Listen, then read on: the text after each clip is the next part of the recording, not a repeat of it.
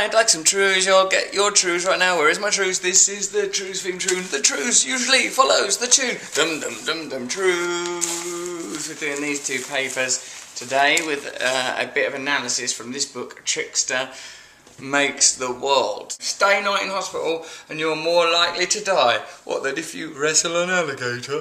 What then if you live with Jack the Ripper? They really don't want us having this NHS, do they? From any angle. Stop it. Like, so complain about the NHS all of the time, continually, consistently, so eventually go, look, privatisation model will work better. Then we'll just yield to it, I suppose. I've been spending a lot of time in an NHS hospital.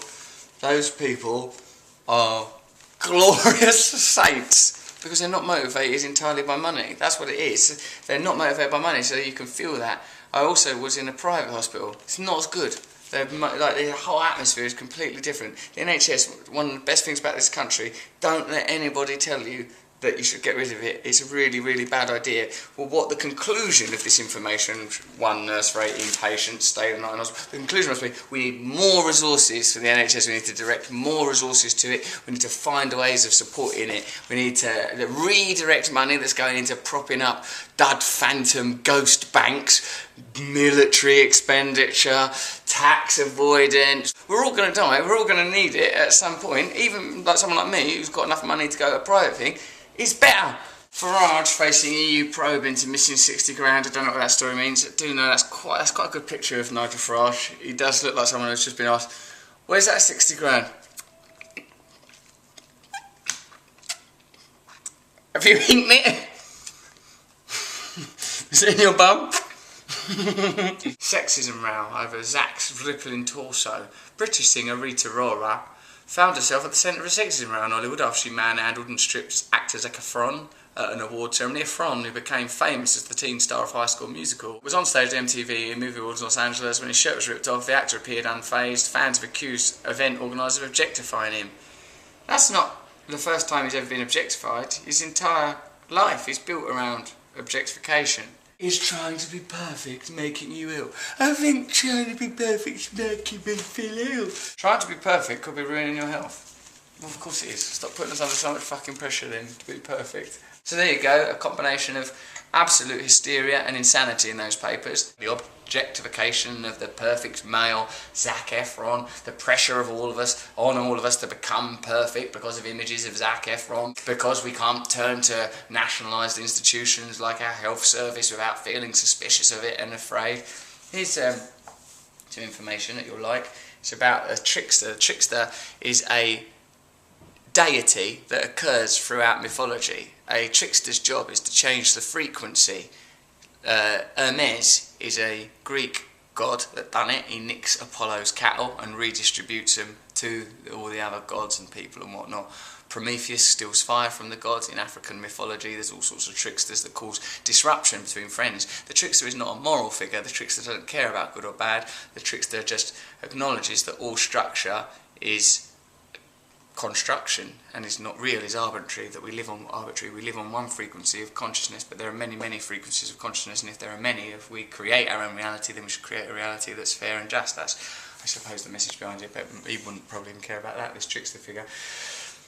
I assume that trickster tales serve an analogous double role.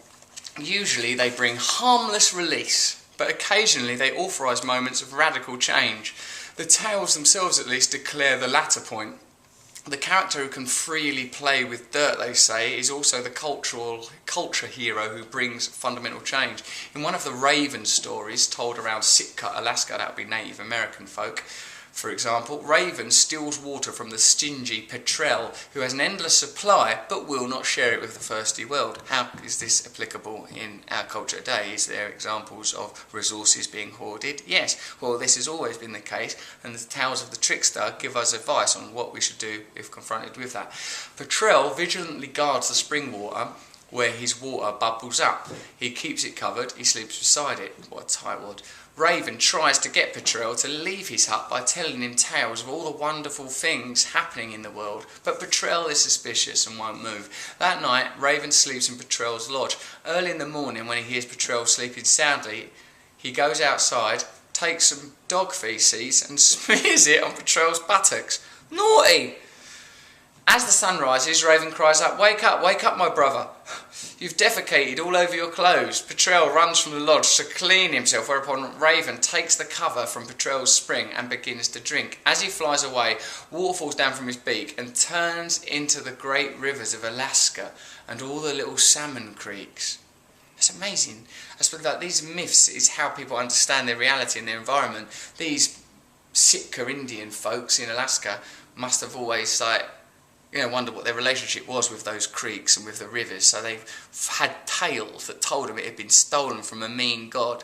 But I suppose in the code of that story is a reminder that no one person has supremacy or the right to hoard resources or control resources. So he explains that the waters and the resources of the earth are given to us, but along with that is an obligation to behave, I suppose, respectfully and responsibly.